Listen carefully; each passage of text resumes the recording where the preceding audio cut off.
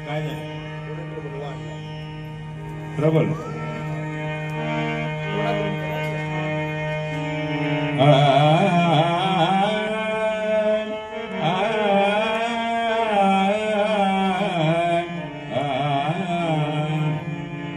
निरे गा मा पा मा पा मा गा मा गा रे निरे सा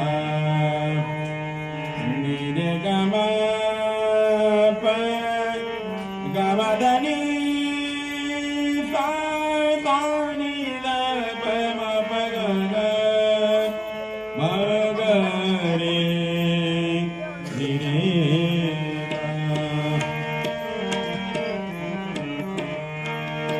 सावळे सुंदर रूप मनोहर सावळे सुंदर रूप मनोहर सावळे सुंदर रूप मनोहर सावळे सुंदर रूप मनोहर सावळे सुंदर रूप मनोहर सावळे सुंदर रूप मनोहर सावळे सुंदर रूप मनोहर सावळे सुंदर रूप मनोहर राहो निरंतर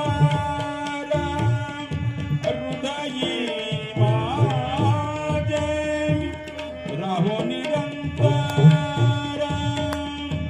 हृदयी माझे राहो निरंतर हृदयी माझे हृदयी माझे सावळे सुंदर रूप मनोहर सावळे सुंदर रूप मनोहर सावळे सुंदर रूप मनोहर सावळे सुंदर रूप मनोहर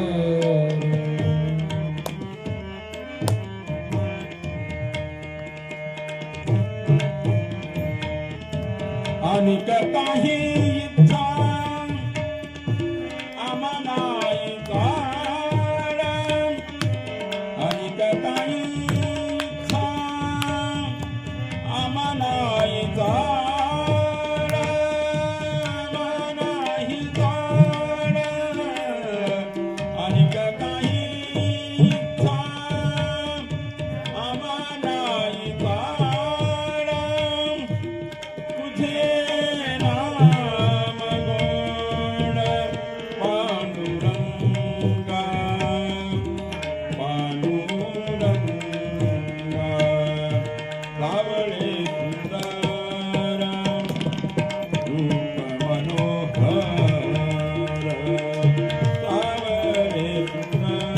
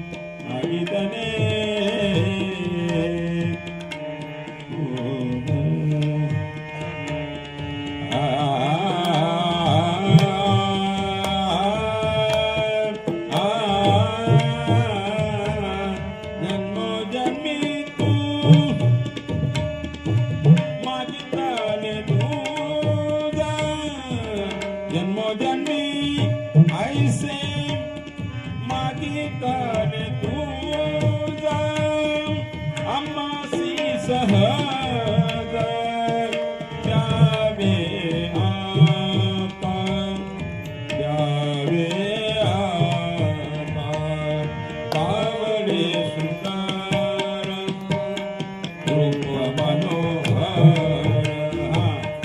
पावले सुंदर रूप मनोहर सावळे सुंदर रूप मनोहर सावळे सुंदर रूप मनोहर तुका मने तुझा ऐसे दयाळ तुका मने तुझा ऐसे दयाळ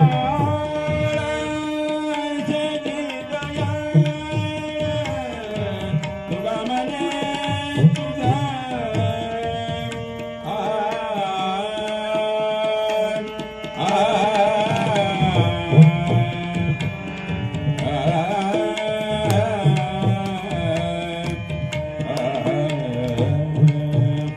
तुका मने तुझा दयाळ तुका मने ऐसे दयाळ दुंडिता सकळ नाही आमा नाही आमा सावळे सुंदर बोला बोला बोला सगळेजण सावळे सुंदर रूप मनोहर सावळे सुंदर सावळे सुंदर सावळे सुंदर रूप मनोहर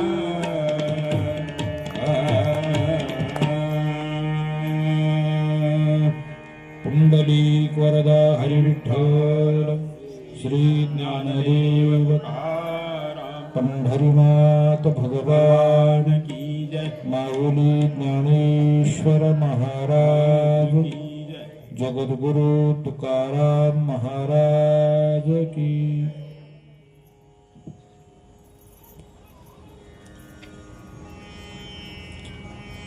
वक्रतुंड महाकाय सूर्यकोटि समप्रभा निर्विघ्नं कुरु मे देव सर्वकार्येषु सर्वदा सदा समस्त साधू संतांची महामुनी विरक्तांची पंडित पाठक ज्ञानियांची समस्तांशी विनवणी आता कृपा भांडवल सोडी भरी मती माझी पोतडी करी ज्ञानपत्य जोडी थोरा नाते नगनी संसरेण तेने करून संतांसे कर्णभूषणे लिववीन सुलक्षणे विवेकांची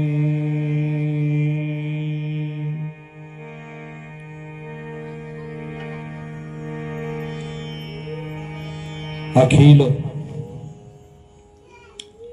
गुणनिधान रुक्मिणी संजीवन श्री पांडुरंग परमात्मा यांच्या असीम कृपेने परमपूज्य आदरणीय प्राप्तस्मरणीय अभिमन्यू भोसले सपत्नीक चारोधाम यात्रा सांगतेच्या निमित्तानं उभारलेले हे तीर्थावळी महात्म्य आणि या तीर्थावळी महात्म्यातील 4थ्या दिवसाचं पुष्प भगवंताच्या चरणारविंदाच्या ठिकाणी समर्पित करण्यासाठी आपण सर्वजण एकत्रित आलेले आहोत.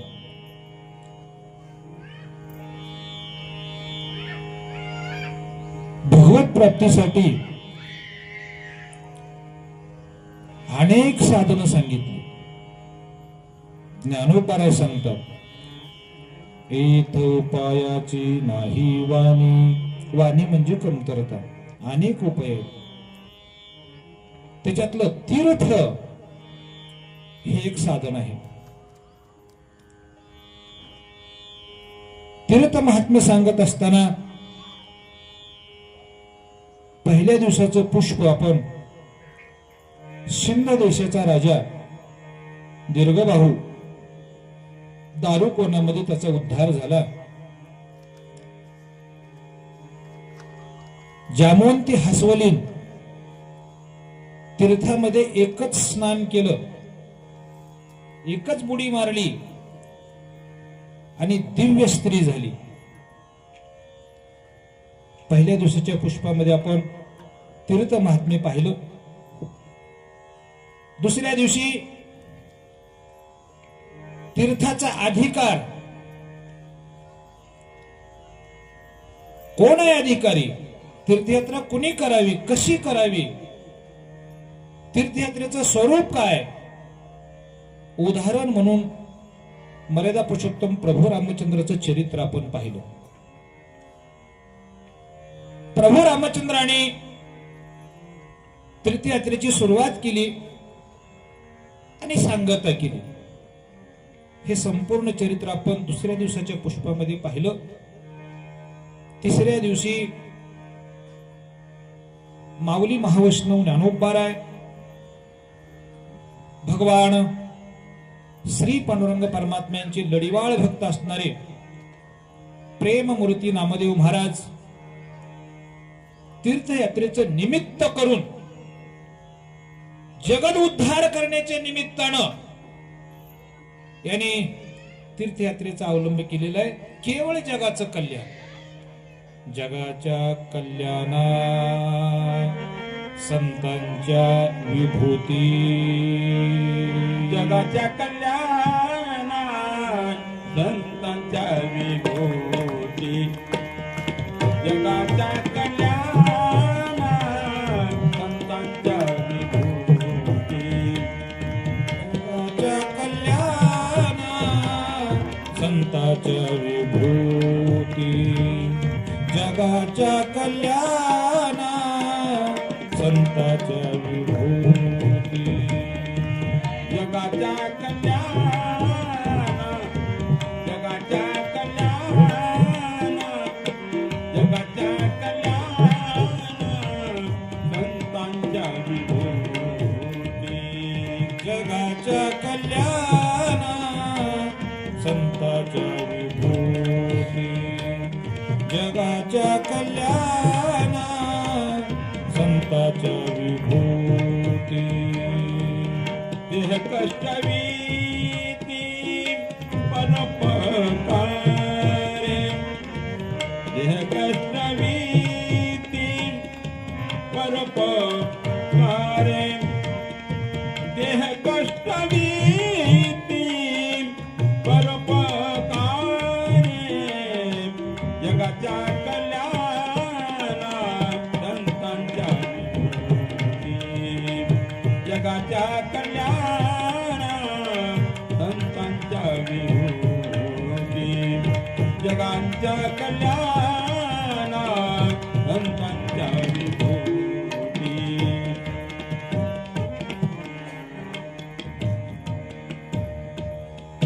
भगवान श्री पांडुरंग परमात्मा यांच्याकडे तीर्थयात्रेची परवानगी मागायला गेल्यानंतर भगवंताच्या समोर माऊली महावैष्णव ज्ञानोबाराय नामदेवाची संगती मागतात.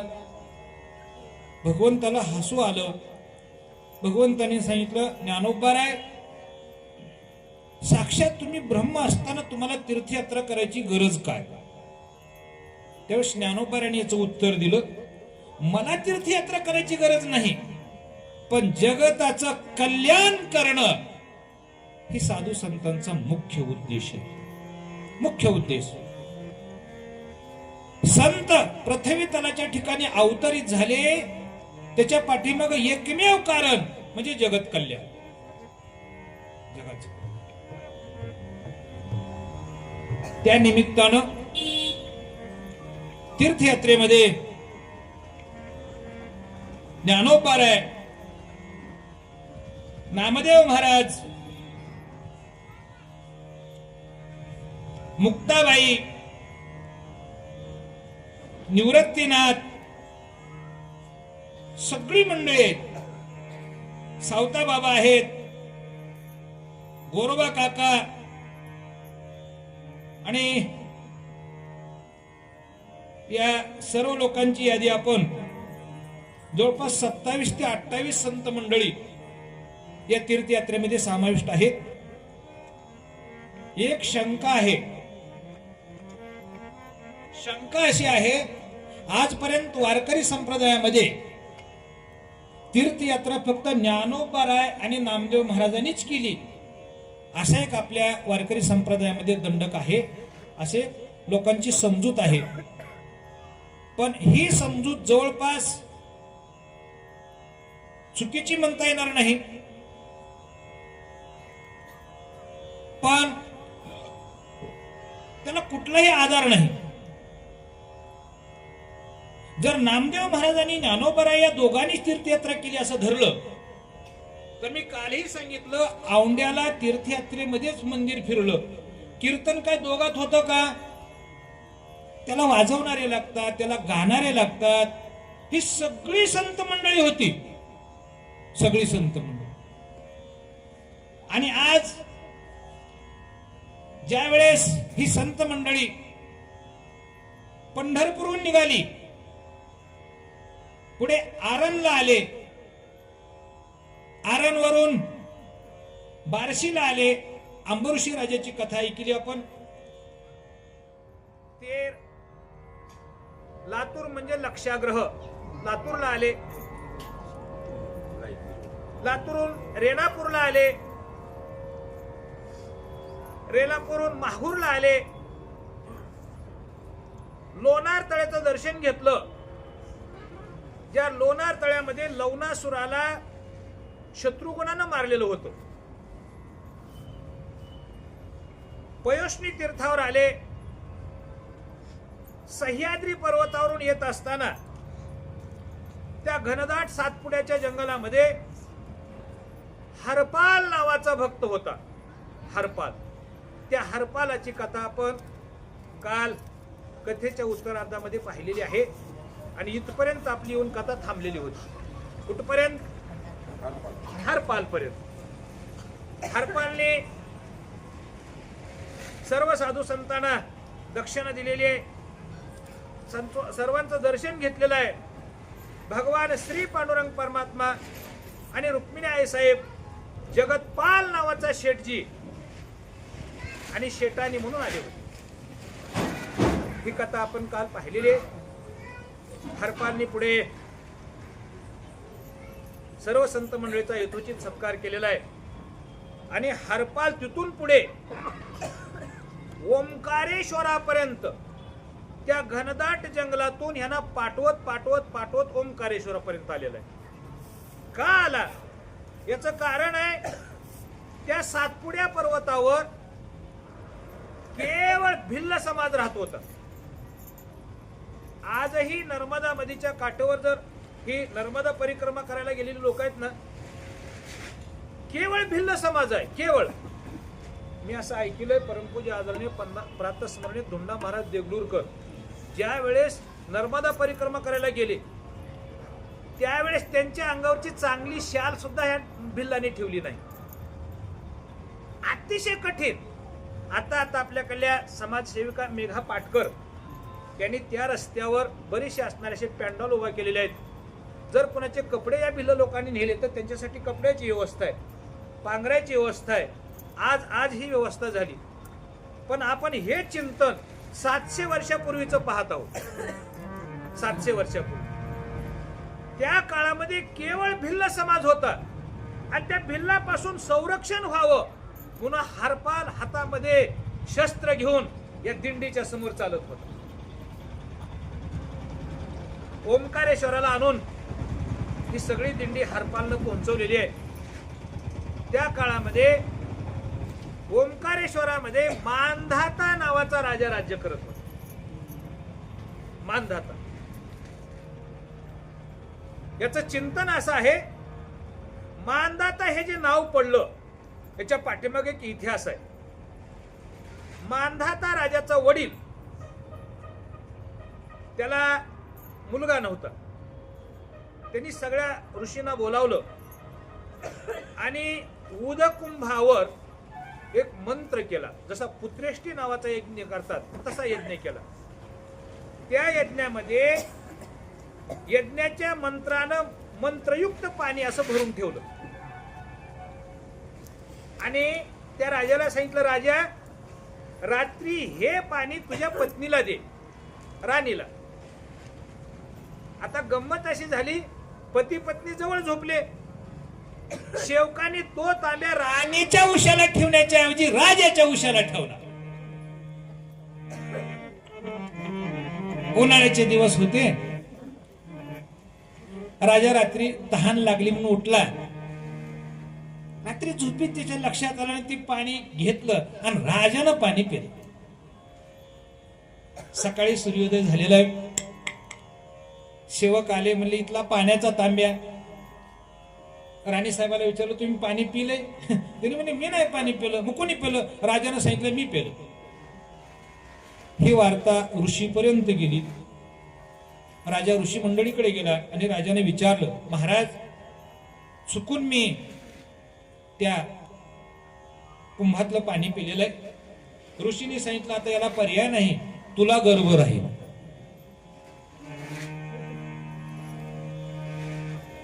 काही काळानंतर पुढे राजा गरोदर राहिला.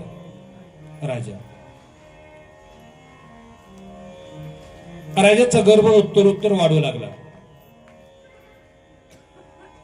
9 महिन्याचा काळ संपला. प्रसूतीचा काळ जवळ आला. त्यावेळेस साक्षात इंद्रदेव ओंकारेश्वरावर आले. ही सगळी हकीकत इंद्रालाही माहीत झाली. इंद्राने सांगितलं, तुम्ही काळजी करू नका, त्याला मी पाजवतो. जन्म झाला त्याचा आणि आपल्या शरीरामध्ये सगळ्या दैवतेची सत्ता आहे. पायामध्ये उपेंद्र आहे, डोळ्यामध्ये सूर्य नावाच्या दैवतेची सत्ता आहे, कानामध्ये दिशाय नावाच्या देवाची सत्ता आहे, नाकामध्ये अश्विनी कुमार आहे, तसा हातामध्ये इंद्र देवाची सत्ता आहे. राजा इंद्राने त्या लेकराला वरदान दिलं, सांगितलं पोट फाडून ते लेकरू बाजूला काढलं. म्हणून शेजारची व्यवस्था आता नाही तर त्या काळात झाली, 750 वर्षापूर्वी. कुण्या डॉक्टर लोकांनी हे श्रेय घेण्याची गरज नाही. राजाचं शिजर केलं, ऑपरेशन केलं, मूल बाजूला काढलं. इंद्रदेव समोर आले. इंद्रदेवाची सत्ता हातामध्ये होती आणि म्हणून त्या लेकराला आशीर्वाद दिला आणि जन्मल्याबरोबर त्या लेकरानं आपल्या हाताचा अंगुठा चोकायला सुरुवात केला. हातामध्ये कोण आहे? इंद्र आहे. आणि इंद्राने ह्या बोटामध्ये अमृत दिलं. अमृत तो मी पाजवतो या शब्दाचा अर्थ मानधाता, मी पाजवतो. म्हणून त्या लेकराचं नाव मानधाता ठेवण्यात आलं. म्हणून त्या काळात केवळ त्या लेकरानं आपल्या हाताचा अंगठा चोकला, त्या अंगठ्यामध्ये इंद्रानं अमृत दिलं आणि त्या लेकराची वाढ झाली. आजही काही लेकरं आपल्या हाताचे अंगठे चोखतात. ही चालत आलेली परंपरा आहे. पुढे तो राजानं ओंकारेश्वराच्या ठिकाणी बरेच दिवस राज्यकारभार केला मानधात्याने. या ओंकारेश्वराला ओंकारेश्वर नाव का पडलं तर तो जो डोंगर आहे लांबून बघितलं तर असा ओम आकाराचा आहे. म्हणून मी पहिल्या दिवसाच्या कथेमध्ये सांगितलं होतं, माहिती असून तीर्थयात्रेला जाणं वेगळं आणि माहिती नसताना तीर्थयात्रेला जाणं वेगळं. आता ज्यावेळेस तुम्ही हे तीर्थ महात्म्य पाहिलं त्यावेळेस ओंकारेश्वराला गेला की पहिलं तुम्ही ते पर्वत बघा ओंकारेश्वर नाव का पडलं तर तो जो पर्वत आहे तर तो पर्वत ओम आकाराचा आहे. त्या पर्वताच्या बाजूला कावेरी आणि नर्मदा या दोन नद्याचा संगम आहे. ओंकारेश्वराला प्रसिद्ध काय काय आहे? त्या ओंकारेश्वरावर वर पर्वतावर भगवंताने जे 10 अवतार घेतले, मत्स्य म्हणजे मासा, कच्छ, वराह, नारसिंह, वामन, परशुराम, राम, कृष्ण, बौद्ध, कलंकी, किती झाले नक्की?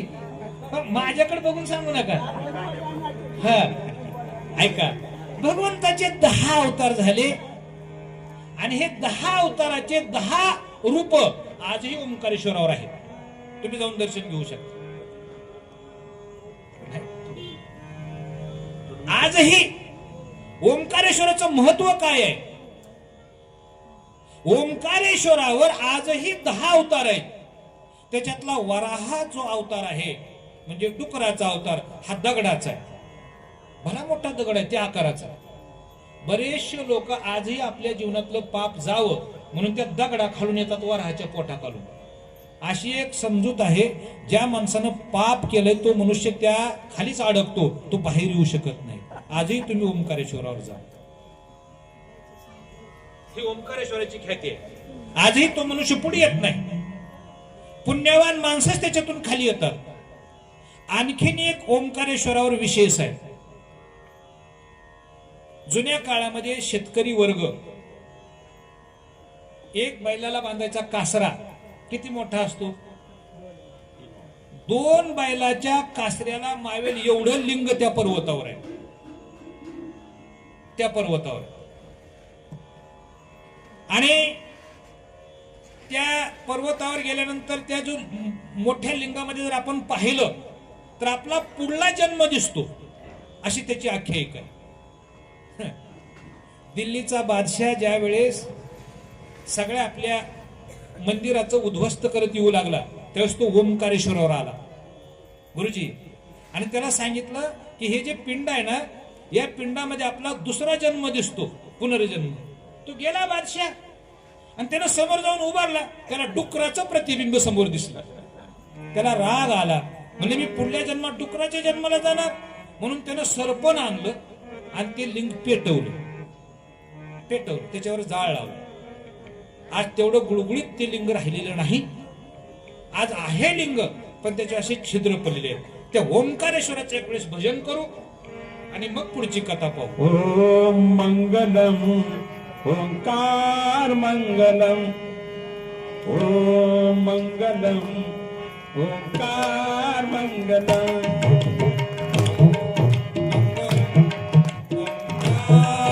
मंगलम ओम मंगलम ओंकार मंगलम, ओम मंगलम ओंकार मंगलम, ओम मंगलम ओंकार मंगलम.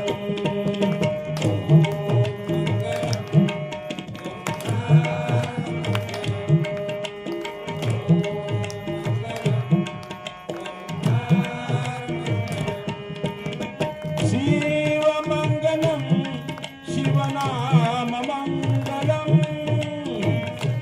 व मंगलम शिवनाम,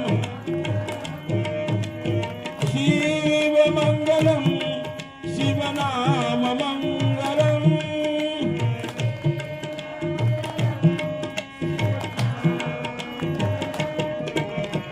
ओम मंगलम ओंकार मंगलम,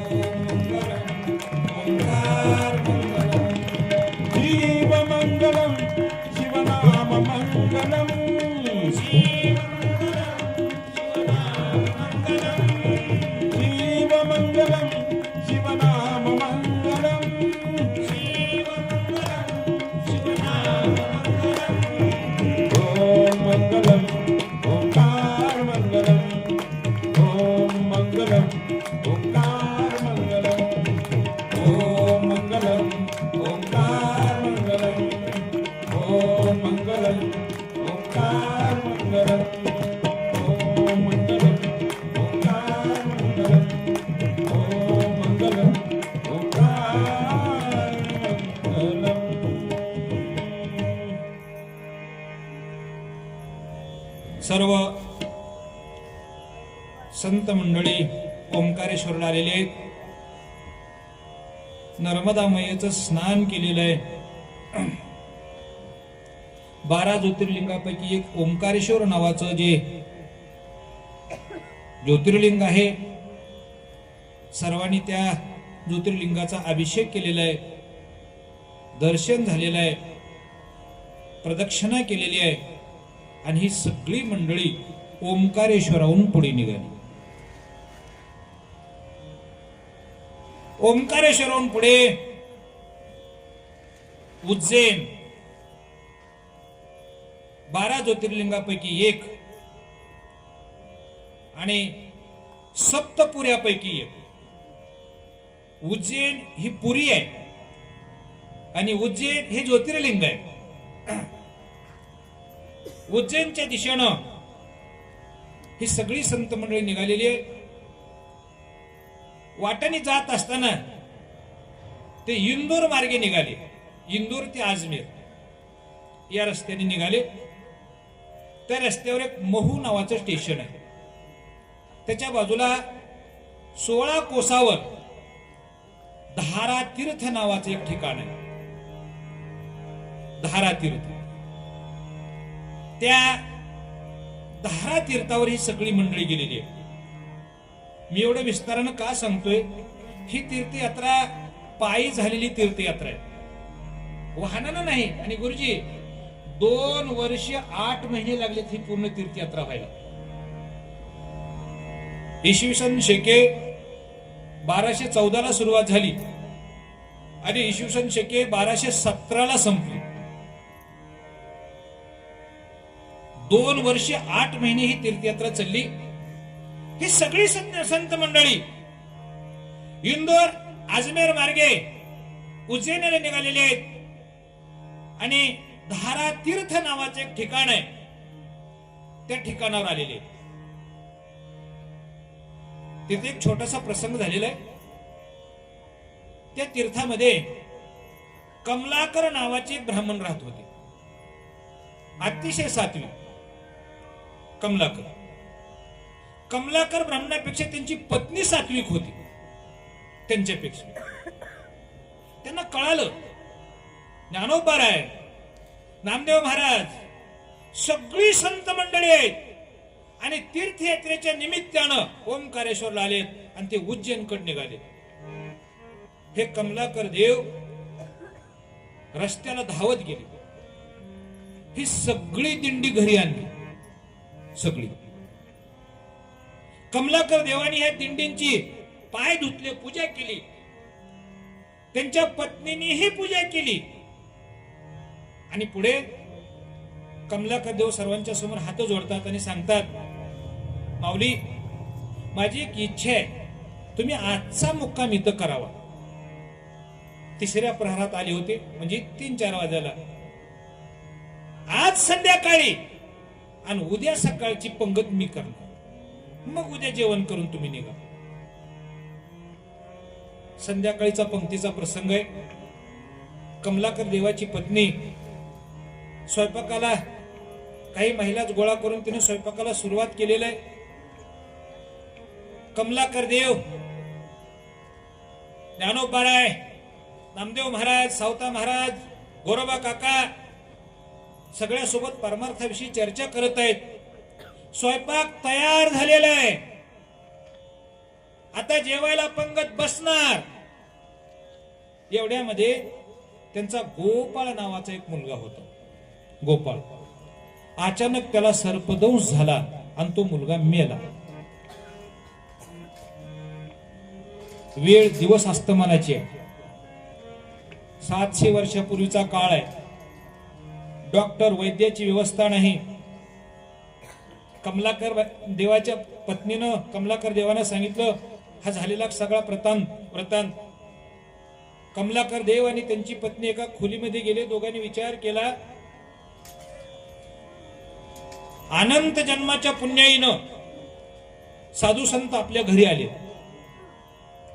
एका जन्मातलं पुण्य नाही, पुन्हा हे संत आपल्या घरी येतील कशावरून? स्वयंपाक तयार झालेला आहे आणि मुलगा मेलेली बातमी जर साधू संतांना कळाली तर ते जेवणार नाहीत, उपाशी जातील. कमलाकर देवाच्या पत्नीने विचार केला आणि मधल्या खोलीमध्ये त्या मेलेल्या लेकराला झोपवलं आणि त्याच्यावर कपडा टाकला. काय त्या आईचं अंतःकरण. कमलाकर देव बाहेर आलेले, सर्व साधू संतांनी पाय धुतलेले आहेत, आचमन केलेलं आहे आणि जेवायला पंगत बसलो. कमलाकर देव सर्वांना जीव वाढत होते. जेवण वाढायचं संपलेलं आहे. कमलाकर देवाच्या पत्नीनं सगळी सामुग्री तयार केलेली होती आणि ताट वाढायचं झाल्यानंतर ज्ञानोबराय सांगतात, कमलाकर देव तुम्ही आमच्या पंक्तीला जेवायला बसा. कमलाकर देवाच्या हृदय भरून आलेलं होतं. घरामध्ये मुलगा मेलेला आहे. ज्ञानोबरायांच्या समोर हात जोडले. कमलाकर देवानी सांगितलं, तुम्ही जेवण करा, मी तुमची पंगत उठल्यानंतर जेवतो. नामदेव महाराजांनी कमलाकर देवाचा हात धरला आणि ज्ञानोबराय आणि नामदेव महाराजच्या मध्ये जेवायला बसलो.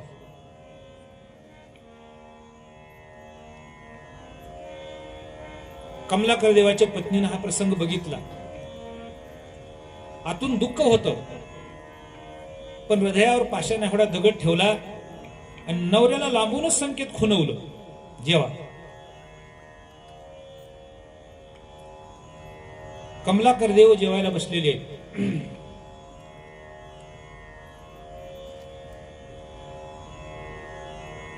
जेवायला चालू करणार एवढ्यामध्ये मुक्ताई उठून उभारली. मुक्ताई आणि तिनं हाक मारली, वहिनी. घरात असलेली कमलाकर देवाची पत्नी बाहेर आली. आम्ही सगळे जेवायला बसलो, पण गोपाळ दिसत नाही.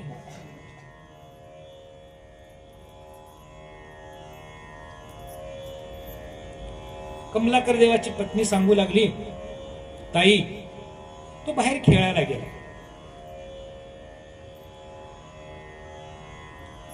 येईल नंतर जेवेल. मुक्ताईने सांगितलं, घरात लेकरू असताना लेकराला ठेवून आपण जेवण, तुम्ही त्याला बोलवा. कमलाकर देवाची पत्नीला वाटू लागला, आता सगळं बिंग बाजूला पडतं. हे संत उपाशी जातात, काय करावं कळत नव्हतं. मुक्ताईने सांगितलं, वहिनी तुम्ही गोपाळाला बोलवून आणा. कमलाकर देवाची पत्नी सांगते, अहो तो होड आहे हो, ऐकत नाही. नाही माझं ऐकणार. मुक्ताई सांगू लागली, तुमचं ऐकत नाही ना, मी हाक मारू का सांगा.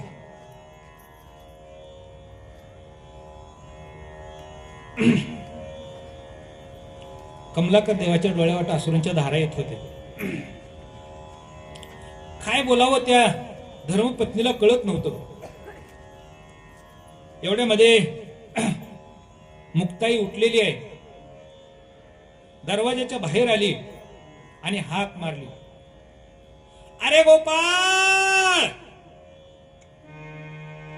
ए गोपाळ, अरे गोपाळा.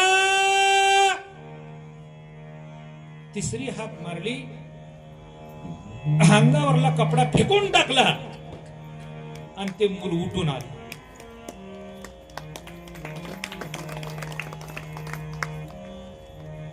नामदेव महाराजांनी याचं वर्णन केलं, मृत प्राणी ते जीवविले.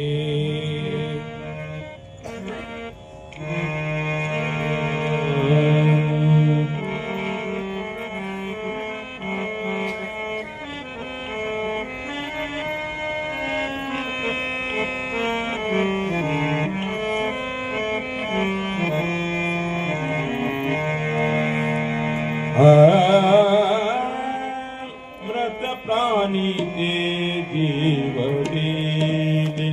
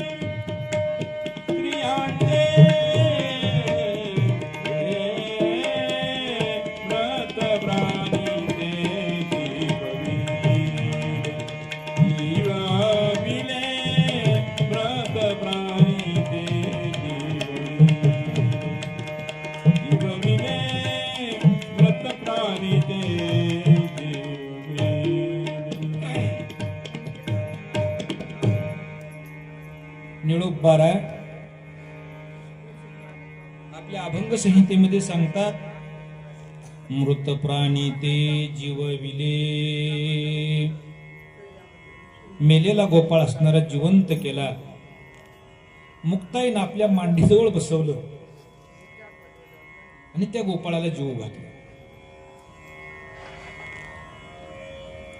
कमलाकर भट्ट आणि त्यांची धर्मपत्नी यांना इतका आनंद झाला,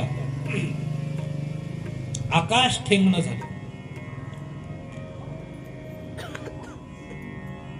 कमलाकर देवाने यात्रेत आलेल्या सगळ्या ब्राह्मणांना कपडे केले. हे पहिला आयर झाले यात्रेत. कमलाकर श्रीमंत होते. कमलाकर देव 7 दिवस ही संत मंडळी तिथून जाऊ दिली नाही. धारा तीर्थावर राहिली. सगळ्या संतांना कपडे केले. कमलाकर देवाच्या पत्नीनं मुक्ताईला आपल्या हातानं ते चोळी शिवली. जुन्या बाया हातानं चोळी शिवायच्या. कमलाकर देवाच्या पत्नीनं आपल्या हातानं मुक्ताईला चोळी शिवली. साडी घातली. साडी आणि चोळी देऊन मुक्ताई सर्व संत मंडळी यांची विधियुक्त असणारी पूजा केलेली आहे. आणि 7 दिवसानंतर ही सगळी मंडळी तिथून पुढे कमलाकर देव ही या तीर्थयात्रेत सामील झाली. घरी नाहीत राहिले. कोण कोण तीर्थयात्रेत आहे? आपले एक फार मोठी आपली समजूत आहे. आमची बरीचशी मंडळी आम्ही असं मानतो की फक्त ज्ञानोबाराय आणि नामदेव महाराजांनी तीर्थयात्रा केली. जर आम्ही असं गृहीत धरलं तर मग ही धारा तीर्थावरची कथा कोण सांगणार? याचा अर्थ या तीर्थामध्ये मुक्ताई होती. कमलाकर देव परत महागारी नाही तीर्थयात्रेमध्ये सामील झाली. तिथून पुढे ही सगळी मंडळी उज्जैनला निघाली. उज्जैनला 12 वर्षाला वैशाख महिन्यामध्ये कुंभमेळा होता.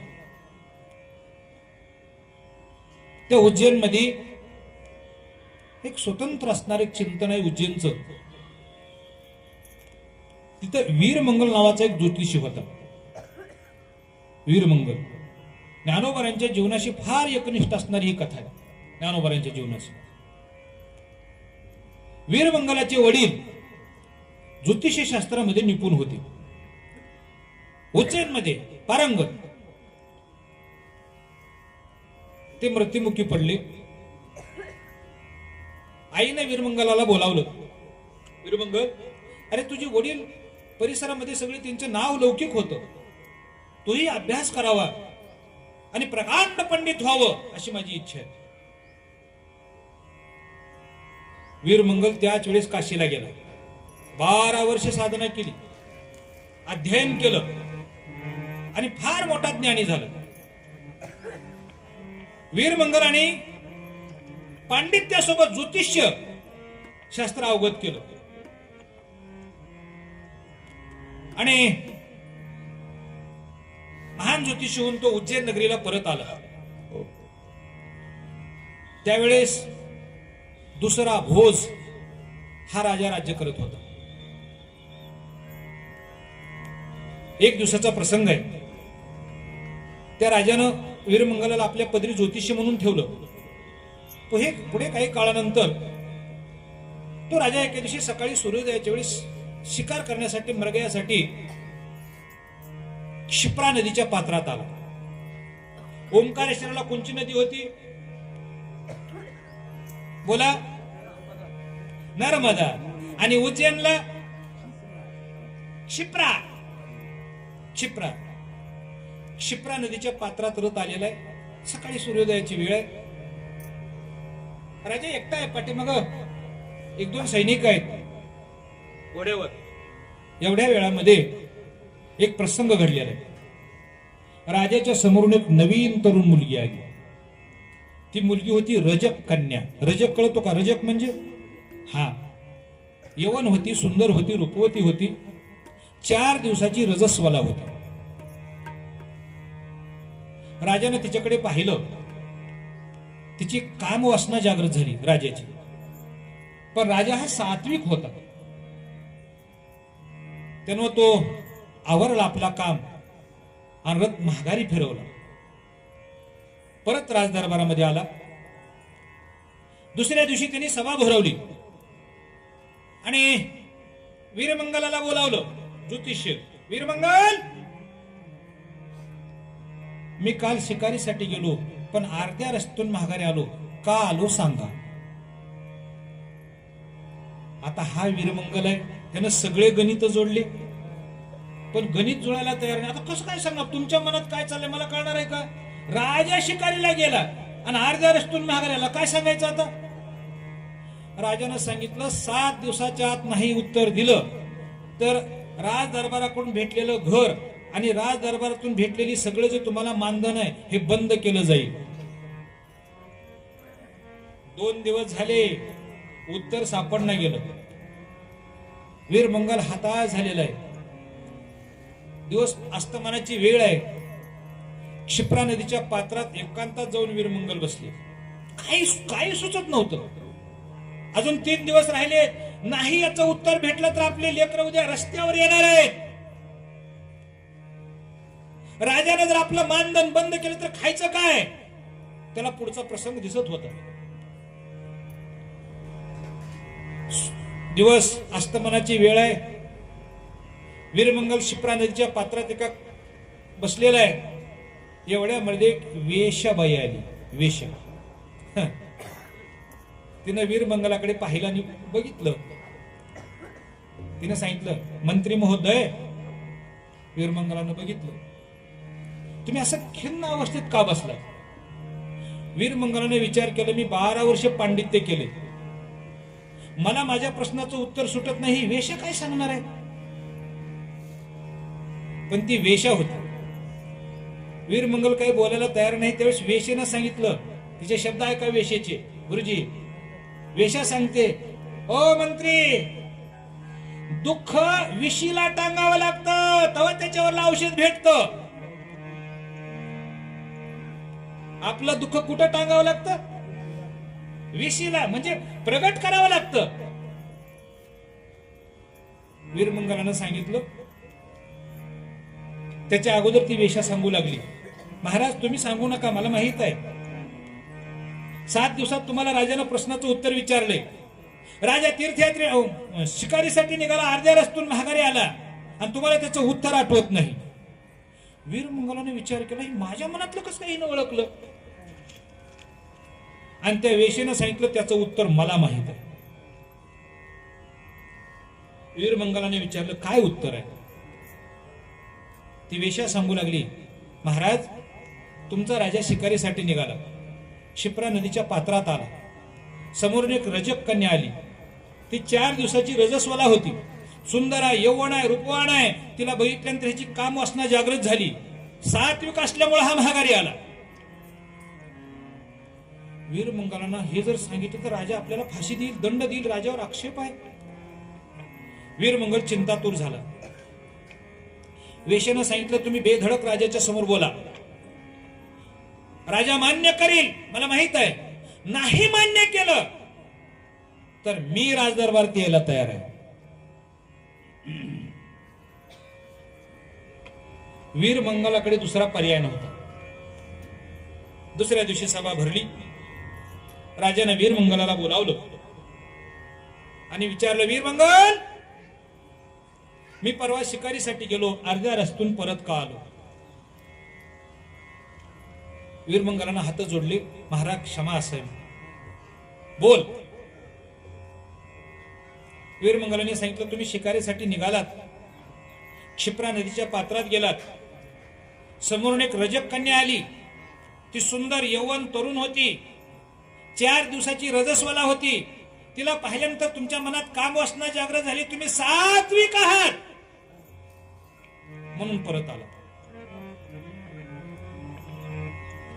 राजाला वाटलं, माझ्या मनातले माझे विचार माझा प्रधान जाणतोय, हा किती हुशार आहे.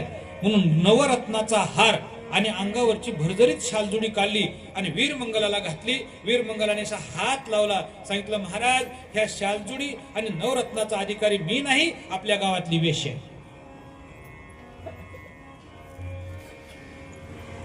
राजाने विचारलं वेश्या कशी आहे? त्याने सांगितलं मी आता तिला विचारणार आहे, पण हे बरोबर आहे? राजाने सांगितलं बरोबर आहे. ऐका पुढे. वीरमंगल त्या वेश्याच्या घरी गेला, हे शालजुडी घेऊन. वेश्याला सांगितलं हे तुमचं मानधन आहे. तिनं सांगितलं महाराज या शालजुडीचे नवरत्नाचे अधिकार तुम्ही आहात, आम्ही वेश्या, वेश्याचा मानकरी नाही. वीरमंगलानं सांगितलं तुम्ही वेश्या नाही, तुम्ही माझे गुरु आहात, माझे गुरु आहेत. तुम्ही घ्या, तुम्ही कोणालाही दान द्या, पण घ्या. वीरमंगलाच्या अट्ठासा खातर वेश्याने ती शालजुडी घेतली आणि गुरुजी वीरमंगलालाच दान दिली. वीरमंगलाने विचारलं तुम्हाला हे ज्ञान कळालं कसं? त्यावेळेस त्या वेश्याने सांगितलं ऐका आता कथा, ज्ञानोबरांच्या जीवनाशी कशी संघटित आहे. 50 वर्षापूर्वी, किती वर्षापूर्वी? मी 5 वर्षाची होते. माझ्या आईनं आयुष्यभर वेशीचा धंदा केला, पण तिला वाटलं की आता उत्तर वयामध्ये मला अधोगतीला नाही, मला ऊर्ध्वगतीला जायचंय. काशीला गेली, कृतकर्माचं प्रायश्चित नावाचा यज्ञ केला. रामानंद स्वामीच्या आश्रमामध्ये गेली आणि रामानंद स्वामीला सांगितलं महाराज मला तुम्ही मुक्त करा, आयुष्यावर माझ्यातून पाप घडलेलं आहे, मला याच्यातून मुक्त व्हायचं. रामानंद स्वामीने तिच्या मस्तकावर हात ठेवला आणि त्या माऊलीला तिथंच समाधी लागली, वेश्येला. 5 वर्षाची मी होते, मी रडत फिरू लागली. रामानंदाचे पाय धरले आणि रामानंदांना विचारलं महाराज मी वेश्येची मुलगी आहे, मला कोण वरून घेईल? माझ्या आईला समाधी लागली, समाधीच झाली, पण माझं काय? तेव्हा रामानंद स्वामीने माझ्या मस्तकावर हात ठेवला आणि सांगितलं बाळ तू उज्जैन नगरामध्ये जा, सप्तपुऱ्यापैकी एक सप्तपुरी आहे, तू सुंदर आहे, जगातली सगळी सुंदर मंडळी तुझ्याकडे काम वासनेच्या निमित्ताने येतील, तुझ्या उंबरट्यापर्यंत येतील, पण तुझा उंबरटा ओलांडला त्यांचा काम संपुष्टात जाईल, त्यांच्या मनातले विचार तुला कळतील आणि तो त्यांच्या मनातलं अंतकरणातलं जाणते. असा रामानंद स्वामीने तिला आशीर्वाद दिला, तिला पाठवलं आणि ती वेश्या सांगते महाराज मला त्यावेळेस रामानंद स्वामींनी सांगितलं माझा शिष्य त्याला 4 मुलं झालेले विठ्ठल पंतांना, आणि ते साधारण नाहीत, साक्षात विष्णू, ब्रह्मदेव आणि शंकर यांचे अवतार आहेत. हे उज्जैनला येतील, तू त्यांच्या नामाचं भजन कर. आणि म्हणून तेव्हापासून मी निवृत्ती ज्ञानदेव सोपान मुक्ताबाई या नामाचा जप केला, भजन केलं, आणि त्या भजनामुळं मला कुणाच्याही मनातलं काय कळत, म्हणून राजाचे विचार मी जाणू शकलो. वीरमंगलाने तिला गुरु करून घेतलं. त्याच वेळेस वीरमंगल काशीला गेला आणि रामानंद स्वामीला सांगितलं महाराज मी तुमचा शिष्य होणार आहे. रामानंदन स्वामींनी सांगितलं हे बघ माझं वय झालंय, आता मी वृद्ध झालेलो आहे, वृद्ध, तू एक काम कर, तू आता इथून पुढे परत उज्जैनला जा आणि इथून पुढे 7व्या वर्षी ज्या दिवशी हा वीरमंगल काशीला गेला होता तिथून पुढे 7व्या वर्षी ज्ञानेश्वर महाराज, मुक्ताबाई, निवृत्तीनाथ, सोपान काका उज्जैनला येतील, उज्जैनला, आणि तुला त्या ठिकाणी अनुग्रह देतील. वीरमंगल तिथून परत आला. ऐका आता उज्जैन नगरामध्ये रामानंदाचे 2 शिष्य होते. कोण कोण? एक वेश्या आणि दुसरा वीरमंगल. ही ज्ञानोबरांची वाटच पाहत होती आणि एवढ्या संधीमध्ये ही दिंडी भगवंताचं नामचिंतन करत करत ओंकारेश्वराहून, धारातीर्थावरून इंदोर, अजमेर मार्गे क्षिप्रा नदीच्या पात्रात येऊन पोहोचले. भाषणाचा गजर चालू आहे. दिंडीमध्ये लोक जमा होत आहेत. वीरमंगलाला कळालं ज्ञानोबा आलेले आहेत, नामदेव महाराज आलेले आहेत. आणि वीरमंगल धावत आला. धावत येऊन त्यानं विचारलं, चौकशी केली, याच्यातले ज्ञानेश्वर महाराज कोण आहेत? कुणीतरी त्याला ज्ञानोबारायांची ओळख करून दिली. आणि वीरमंगळाने ज्ञानोबारायांच्या पायावर मस्तक ठेवलं. तेथून या मुठवू माता मरणा वाचोनी सर्वथा. उठवू माथा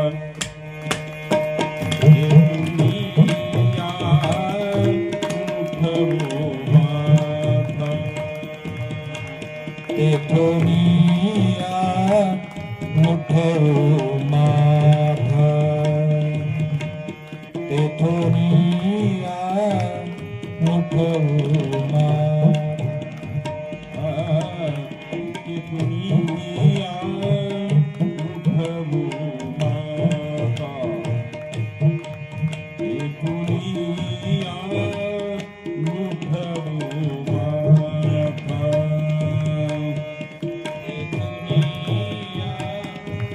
मुठवू माथा. तेथोनिया मुठवू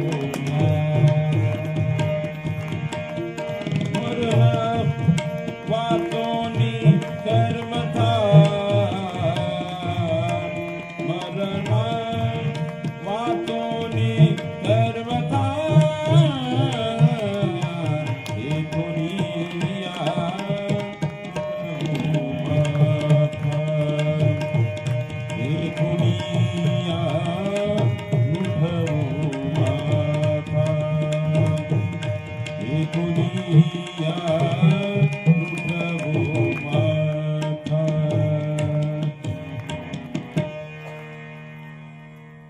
वीरमंगल आणि ज्ञानोबारायांच्या चरणावर मस्तक ठेवलेलं आहे. उठायला तयार नाहीत. एवढेच नाही, वेश्या धावत आलेली आहे. तिनं पाहिलं, ऐका आता, त्या वेश्येनं पाहिलं ज्ञानोबाराय उचलणार. गुरुजी, त्या ज्ञानोबारायांच्या चरणावर वीरमंगलांनी देह समर्पित केला. देह समर्पित केला, आपला जीव समर्पित केला. सगळी संत मंडळी क्षिप्रा नदीच्या पात्रात, भजन शांत झालेलं आहे. वीरमंगलांनी ज्ञानोबारायांच्या चरणावर मस्तक ठेवलेला आपला देह समर्पित केलेला आहे. तेवढ्यामध्ये वेश्या धावत आली आणि वेश्येनं सांगितलं, माऊली, हा 7 वर्ष केवळ दूध पिऊन राहिला तुमचं दर्शन करण्यासाठी. हा वीरमंगल आहे. तुमच्या वडिलांचे गुरु रामानंद महाराज, त्यांच्याकडून त्यानं दीक्षा घेतली. आणि तुमची वाट पाहत कुठल्याही अन्नाचा न त्याग करता केवळ 1 ग्लास दूध घेऊन 7 वर्ष हा वीरमंगल राहिला. त्याच्या पाठीमागे एकच उद्देश होता, तुमच्या चरणावर देह समर्पित कर. ज्ञानोबाराय गुरुजी, ज्ञानोबारायांनी त्या वीरमंगलाला शक्तीच्या जोरानं जिवंत केलं. जिवंत केलं. ज्ञानोबारायच्या समोर हा वीरमंगल उठून उभारला. मी गेला वीरमंगल. वीरमंगलाला विचारलं, माऊली विचारतात, वीरमंगल, मी तुला भरपूर आयुष्य देतो. वीरमंगलाने सांगितलं, माऊली, तुमच्या चरणावर देह समर्पित करायला मला भेटतो, याच्यापेक्षा आणखीन मोठं सौभाग्य कुठलं आहे? मरण तर देहाला निश्चित आहे. आज ना उद्या मरायचंय. पण तुमच्या समोर मला मृत्यू भेटतोय, हे माझ्या भाग्याचं लक्षण आहे. भाग्याचा उदय तेही जोडी संत पाय. माझं भाग्य उदयाला आलंय. तुमच्यासारखे संत माझ्या जीवनामध्ये भेटलेत. मला आता जिवंत राहण्याची इच्छा नाही. आणि पुन्हा वीरमंगल पडला आणि पुन्हा देह ठेवला. त्यावेळेस ज्ञानोबरायांनी आपल्या हातानं उज्जैन नगरामध्ये सांदीपानी ऋषींचा एक आश्रम आहे, आजही जा तुम्ही. त्या सांदीपानी ऋषीच्या आश्रमाच्या बाजूला ह्या वीर मंगलाला समाधी दिली आणि त्याला मंगलेश्वर म्हणून ओळखतात. आजही उज्जैनमध्ये जा तुम्ही, उज्जैनमध्ये मंगलेश्वर हे वीर मंगलाची समाधी. तिथं विक्रमादित्य नावाचा राजा राज्य करत होता. दर 12 वर्षाला त्या ठिकाणी कुंभमेळा भरतो. गोड चिंतन आहे, आपल्याला सगळं चिंतन करता येणार नाही, पण स्पर्श करून आपण पुढे जाऊ.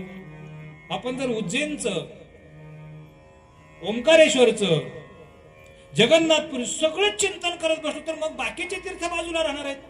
त्याच्यामुळे आपण स्पर्श करत करत पुढे चलू. ही सगळी मंडळी वीर मंगलाला समाधी देतात. शिप्रा नदीचं येऊन स्नान केलं. सर्वांनी महाकालेश्वराचं दर्शन घेतलं. महाकालेश्वराला अभिषेक केला आणि ही सगळी मंडळी तिथून पुढे उज्जैनवरून निघालेली. उज्जैनवरून ते डाकोरजीला आले. डाकोरजी रणछोड. डाकोरजी रणछोड ह्या भगवंताच्या अनेक अवतारापैकी एक अवतार आहे. रणछोड म्हणजे रणातून पळून गेला. आता रणातून पळून जाणं हे अपयश आहे. आपल्याला एक शाळेमध्ये धडा होता, आठवते का तुम्हाला बघा? अपयश मरणाहुनी ओखटे.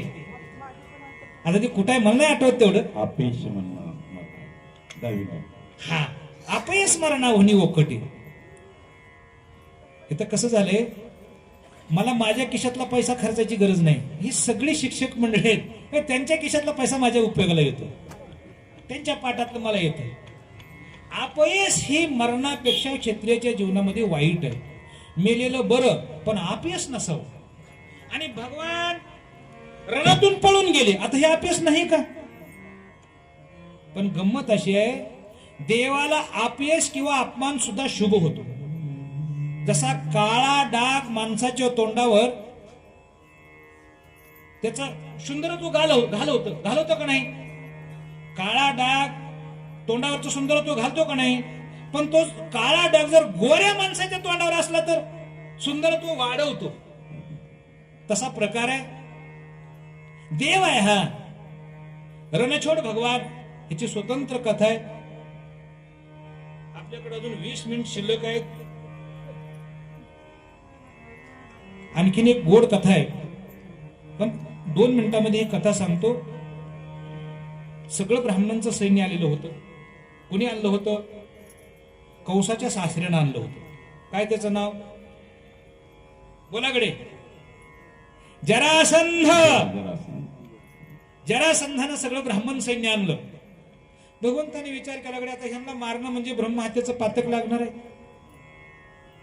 याच्यापेक्षा यांना मारण्यापेक्षा आपण पळून गेलेलं बरं. पुढे मुचुकुंदाचा उद्धार केला. ही स्वतंत्र कथा आहे. तिथं डाकोरजी रणछोड म्हणून एक मंदिर आहे. त्या मंदिरामध्ये ही सगळी संत मंडळी आली आणि या सगळ्या संत मंडळींनी डाकोरजी रणछोडचं दर्शन घेतलेलं आहे आणि तिथून पुढे हे सिद्धपूरला आलेले. सिद्धपूरला फार मोठं तीर्थ आहे. हे गुजरात मध्ये येतं. अशी आख्यायिका आहे की या सिद्धपुराच्या ठिकाणी कपिल मुनींनी आपली आई देवहूती याला सांख्यशास्त्र सांगितलं. सांख्यशास्त्र. आणि आपल्या आईचा उद्धार केला. कुठं केला? या सिद्धपुराला. अतिशय पवित्र स्थान आहे. निवृत्तीनाथाने विचार केला, ज्या ठिकाणी कपिल मुनींनी सांख्यशास्त्र सांगितलं आणि आपल्या आईचा उद्धार केला त्याला मातृतीर्थ म्हणून ओळखतात. म्हणून आपले दोन्ही आई वडील गेलेले आहेत. आपल्या आई वडिलांचा उद्धार व्हावा म्हणून निवृत्तीनाथ ज्ञानेश्वर महाराज सिद्धपुराला आले आणि तिथं पिंडदान केलं. तिथं मातृगय आहे. निवृत्तीनाथांनी केलं, ज्ञानोबाराय, सोपन काका सर्वांनी त्या ठिकाणी आई वडिलांच्या नावानं पिंडदान केलं. एक शंका निर्माण होते, एक शंका आजही समाजामध्ये एक शंका आहे, संन्याशाला पिंडदान करण्याचा अधिकार नाही, ही शंका आहे. बरीच लोक म्हणतात ज्याला मुलबाळ नाही, जो संन्याशी आहे त्याने पिंडदान करू नये. ही चुकीच आहे, चुकीच आहे, 100% चुकीच आहे. एक प्रसंग सांगेन. आद्य शंकराचार्य यांनी संन्यास घेतला. संन्यास घेत असताना आईने बराचसा विरोध केला. आईला समजावून सांगितलं. शंकराचार्यांनी संन्यास घेतला. हिमालयामध्ये ध्यान करण्यासाठी शंकराचार्य निघून गेले. ऐका पुढे. बऱ्याच काळानंतर शंकराचार्याची आई वारली. एकटीच होती. गावातली सगळी लोक जमा झाली. पण शंकराचार्य हे शंकराचार्य होते. त्यांना कळालं आपली आई गेलेली आहे. शंकराचार्य आले. आईचं प्रेत घरात टेकवलेलं आहे. ज्यावेळेस आईची उत्तरक्रिया करायची होती, शंकराचार्याने अंगावर जी कपडे होती ती काढले. लोकांनी सांगितलं, महाराज तुम्हाला आईची उत्तरक्रिया करता येणार नाही, नाही करता येणार. शंकराचार्य विचारलं, का बरं? तुम्ही संन्यासी आहात आणि संन्याशाला हे कर्म करता येत नाही. शंकराचार्याचं एकच वाक्य सांगेन आणि मी पुढे चलेन. शंकराचार्य, सगळी गावातली मंडळी उभा आहेत. शंकराचार्याने हात जोडले आणि सांगितलं, हे पहा, मी जगासाठी संन्यासी आहे, विश्वासाठी संन्यासी आहे, पण माझ्या आईसाठी मी मुलगा आहे.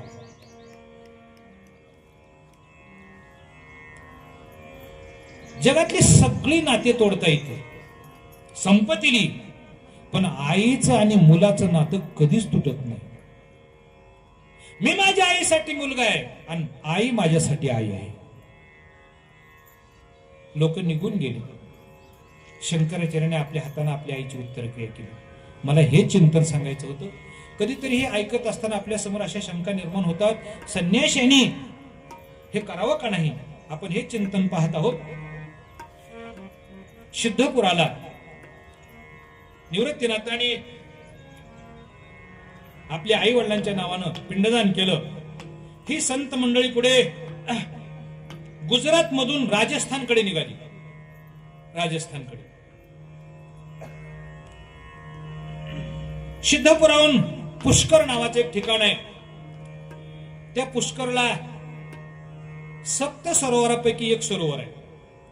जगाच्या पाठीवर फक्त एकच ब्रह्मदेवाचं मंदिर आहे आणि ते पुष्कर आहे. एकच मंदिर आहे.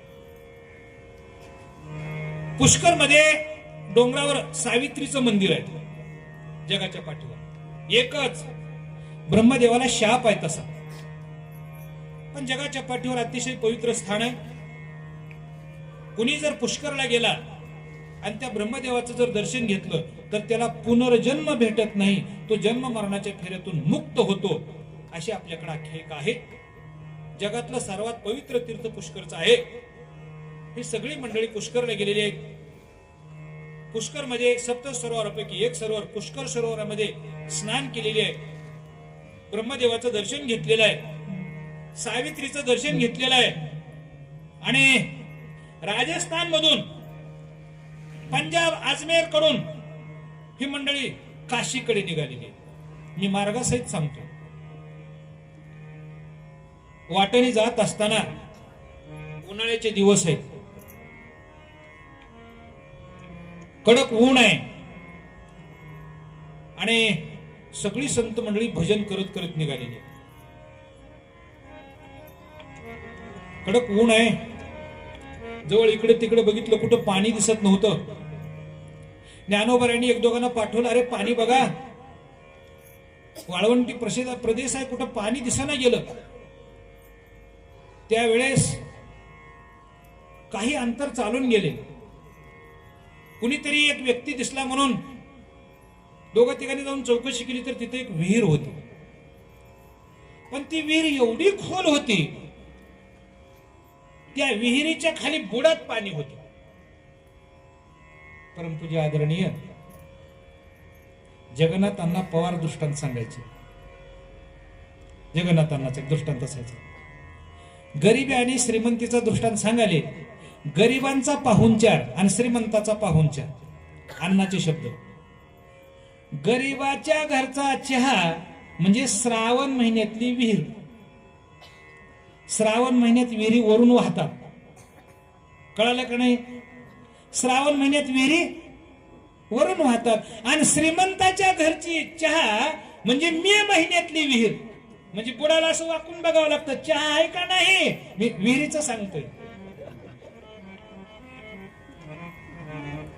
पाणी बुडात होत. सगळी संत मंडळी विहिरीवर गेली. विहिरीला पायऱ्या नव्हत्या. पाणी काढण्यासाठी काही साधन नाही, दोर नाही, पौरा नाही. त्यावेळेस ज्ञानोबा आहेत ते नामदेवाला सांगतात, नामदेवा मी विहिरीत उतरतो, लगीमेनं. माझ्याकडे विद्या आहे. लहान होतो मी, सूक्ष्म होतो. विद्येच्या जोरावर खाली जातो. वंजळीत पाणी आणून तुला देतो. नामदेवाने सांगितलं, दुसऱ्याच्या वंजळीनं मला पाणी प्यायची सवय नाही. मी नामदेवाचं सांगतोय, उगा कुणी कुणाच्या अंगावर घेऊ नका. काही लोकांना दुसऱ्याच्या वंजळीनं पाणी पिण्याची सवय असते. स्वतःच महाराज डोकं घाण ठेवतात, काय काही कळतच नाही. नामदेवाने सांगितलं, नाही मी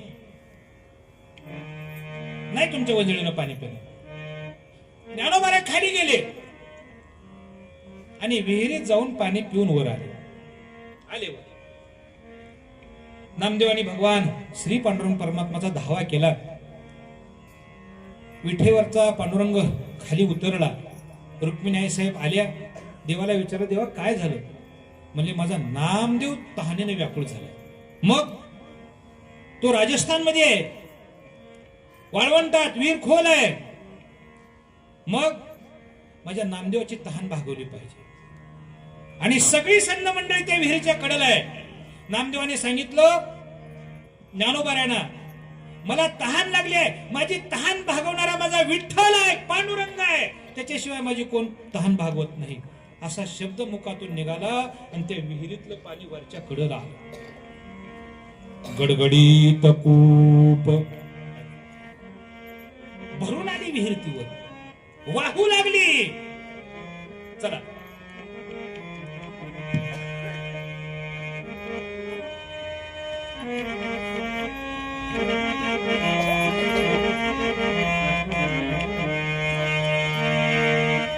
कब गडगडीत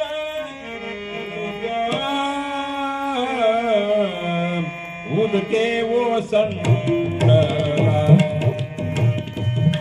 कब गडगडीत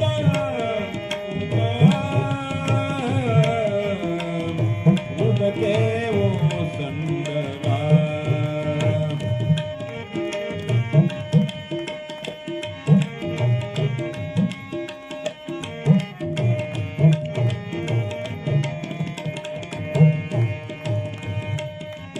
गडगडीत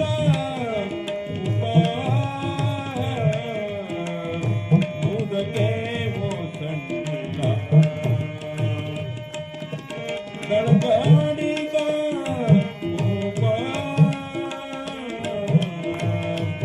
उदके वो संडला.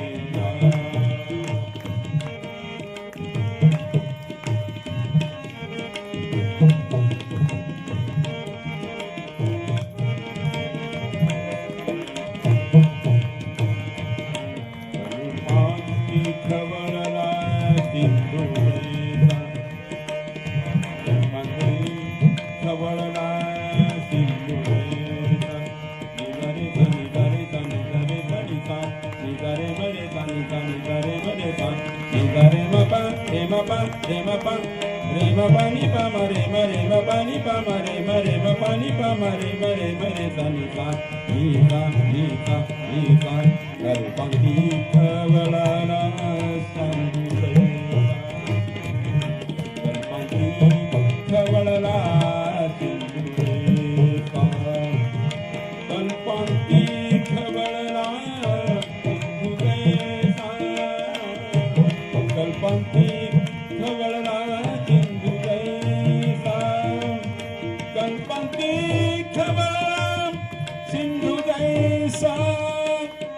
कल्पंती खवळा हिंदुदैवा तव गणगणित रूप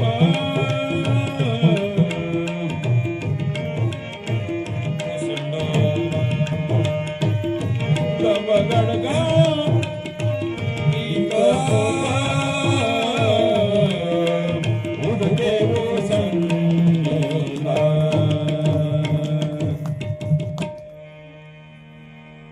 नामदेव महाराज त्याचं वर्णन करतात. तव गडगडीत कुंभ कूप, कूप म्हणजे विहीर. तव गडगडीत कूप उदके वसंडला. त्या विहिरीतून पाणी असं बाहेर व्हायला लागलं. जसा सिंधू खवळावा, सागर खवळावा, तसं पाणी विहिरीतून बाहेर पडायला सुरुवात झाली. ज्ञानोबारायांना मात्र आश्चर्य वाटलं. नामदेव महाराजच्या भक्तीवर ज्ञानोबाराय प्रसन्न झाले. वा नामदेवा, नामदेवाच्या भक्तीचा काय अधिकार आहे हे ज्ञानोबारायला कळालं. मंडळी, सर्वांनी नामदेव महाराजाच्या नामाचा जयघोष केला. नामदेव महाराज की. सगळ्यांनी तिथं गजर केला. आणि आजही मारवाड देशामध्ये म्हणजे राजस्थानमध्ये दर मार्गशीर्ष महिन्यामध्ये त्या विहिरीवर यात्रा भरते. कुण्या ज्या विहिरीचं पाणी, बुडाचं पाणी वर आलं आणि वाहू लागलं, दरवर्षी मार्गशीर्ष महिन्यामध्ये त्या ठिकाणी त्या विहिरीवर यात्रा भरते. परिसरातली मंडळी त्या विहिरीवर येतात. विहिरीचं पाणी अमृत म्हणून, औषध म्हणून आजही वापरलं जातं, अशी पवित्र असणारी या ठिकाणी कथा आहे. इथून पुढे ही सगळी मंडळी पुढे अमृतसरला निघालेली आहेत. आज कोलंबस नावाचं गाव त्या ठिकाणी आहे. त्यावेळेस त्या ठिकाणी ते गाव नव्हतं. त्या विहिरीच्या बाजूला एक कोलंबस नावाचं गाव असले. तिथं दर वर्षाला यात्रा भरते. नामदेव महाराजचे बरेचसे शिष्य पंजाबात असल्यामुळं त्या ठिकाणी ती यात्रा करतात. मला असं वाटतंय आज या ठिकाणी थांबलेलं बरं होईल. आपली वेळ झालेली आहे. उद्या अमृतसरहून शिखाचं जे मुख्य असणारं स्थान आहे अमृतसर, ही सगळी मंडळी अमृतसरला येतील. अमृतसरहून पुढे बद्री केदारनाथला जातील.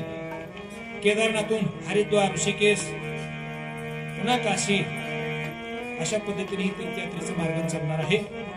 आजच्या प्राप्त वेळेमध्ये आपण झालेल्या तीर्थयात्रेचं महात्म्य भगवान श्री ज्ञानोबाराच्या चरणी समर्पित करू. तेथी संत तेथी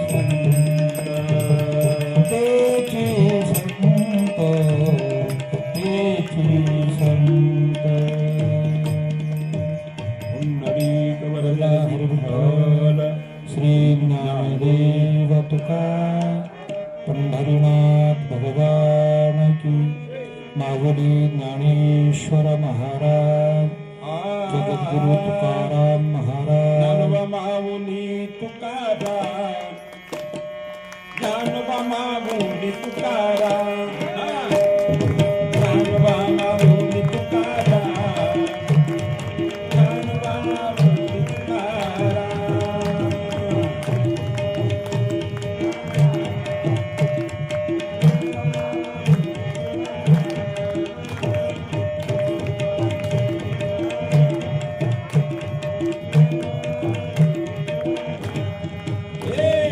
ज्ञानोबा माऊली तुकाराम ज्ञानोबा माऊली तुकाराम ज्ञानोबा माऊली तुकाराम ज्ञानोबा माऊली तुकाराम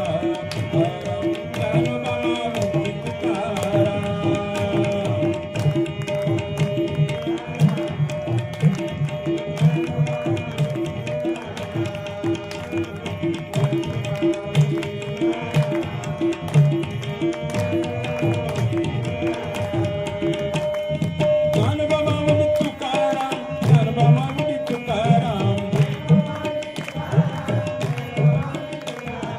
ज्ञानोबा माऊली तुकाराम ज्ञानोबा माऊली तुकाराम ज्ञानोबा माऊली तुकाराम तुकाराम ज्ञानोबा माऊली तुकाराम तुकाराम ज्ञानोबा माऊली तुकाराम ज्ञानोबा माऊली तुकाराम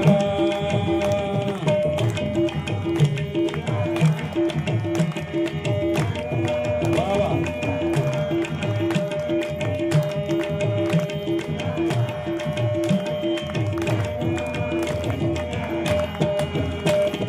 तुकाराम तुकाराम ज्ञानोबा माऊली तुकाराम तुकाराम तुकाराम ज्ञानोबा माऊली तुकाराम ज्ञानोबा माऊली तुकाराम तुकाराम ज्ञानोबा माऊली तुकाराम तुकाराम ज्ञानोबा माऊली तुकाराम तुकाराम ज्ञानोबा माऊली तुकाराम बोला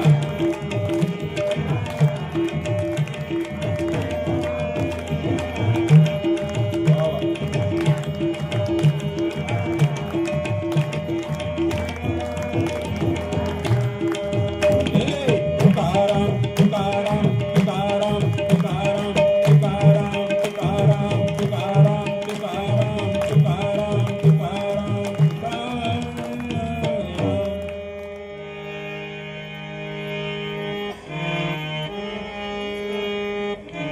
आता विश्वात्मके देवे फुलिले वाजते तुषावे तो शौरी मज जावे कसा नहे हे काळांची व्यंकटी सांभ तया शतकैरती वाढ रूपा परस्परे पडो मैत्रकांचे दुरितांचे तिमिर राव विश्व स्वधर्म सूर्य पहाव रोजे वांछील तू ते लाहो प्राणिरात वर्षक सकळ मंगळी ईश्वर निष्ठांची मांदियाळी अनवरत भूमंडळी भेट तुका चला कल्पतरूचे आरव चेतना चिंतामणीचे गाव बोलते जे अर्णव पियुषांचे चंद्रमेजे आलांछण मार्तंडे तापहीन ते सर्व सदा सज्जन स्वये होतु किंबहुना सर्व सुखी पूर्ण होई तिही लोकी अजिजुआदि पुरुषे अखंडित आणि ग्रंथोपजिमे विशेष लोकी ये दृष्टा दृष्ट विजय भोवावेदी मने श्री विश्वेश्वराव हा होईल दान पसाव हे वरे ज्ञानदेव सुखिया झाला येणे वरे ज्ञानदेव सुखिया झाला येणे वरे ज्ञानदेव सुखिया झाला पुंडलिकावर जारी विठ्ठल श्री ज्ञानदेव तुकाराम पंढरीनाथ भगवान की जय. माऊली ज्ञानेश्वर महाराज की जय. जगद्गुरु तुकाराम महाराज की प्रेममूर्ती नारादेव महाराज की सर्व जय. संतान की जय. सर्वांनी चहा पिल्याशिवाय जाऊ नये. चहा तयार झालेला आहे. आणि हा 1 मिनिट ऐका. आपला तबला वाजवणारा मुलगा आपल्या मातोळा येथील नातू आहे. सर्वांनी ओळख करून घ्या. आपल्यातले व्यंकट दीक्षित जे मातोळ्याचे आहेत त्यांच्या मुलीचा हा मुलगा आहे. आणि आपल्याला त्यानं त्याची वेळ व्यस्त असताना त्याचा अभ्यास असताना सुद्धा केवळ आपल्या गावचं म्हणून आपल्याला त्यांनी वेळ दिलेला आहे. त्याबद्दल त्याचं एकदा टाळ्या वाजवून स्वागत सर्वांनी करा.